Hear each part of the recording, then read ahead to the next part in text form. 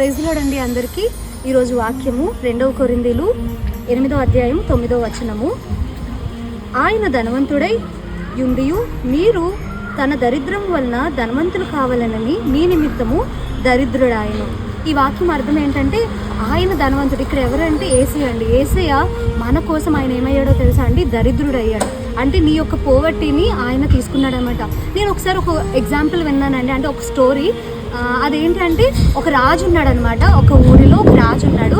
ఆయన యాత్రలకు వెళ్తాడు కదండి, అన్ని చుట్టూ చూస్తూ ఉంటాడు కదా. సో అలాగ ఒక యాత్రకు వెళ్ళినప్పుడు అంట ఒక అడుక్కునేవాడు ఒక రోడ్డు దగ్గర కూర్చున్నాడంట.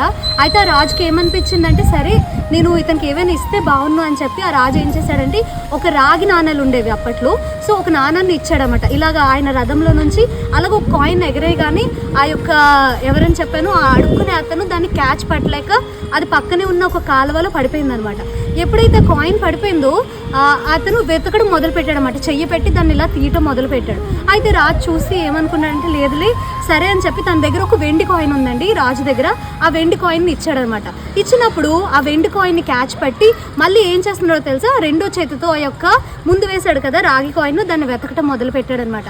మళ్ళీ రాజు అనుకున్నాడు, అయ్యో ఇంకా వెతుకుతున్నాడు ఏంటి ఈయన అని చెప్పి ఒక బంగారు కాయిన్ కూడా ఇసిరాడండి. ఇసరగానే ఈ యొక్క అడుక్కునే అతను మళ్ళీ ఆ కాయిన్ని కూడా పట్టుకొని మళ్ళీ ఏదైతే మొదటి కాయిన్ని పోగొట్టుకున్నాడు కదా దాన్ని మళ్ళీ వెతకటం మొదలు పెట్టాడు. అయితే రాజు అన్నాడంట, ఏమన్నావు తెలుసా అండి, అయితే నీకు నా రాజ్యంలో సగం రాజ్యాన్ని నీ పేరు మీదే రాసేస్తాను, ఇంకా నువ్వు ఆ కాయిన్ వెతకటం ఆపు అంటే ఆ యొక్క అడుక్కునేవాడు ఒక డైలాగ్ వేసాడంటండి. ఏంటి అంటే, అయితే రాజ్యం ఇవ్వటం అంటే ఏంటి అని అడిగాడంట.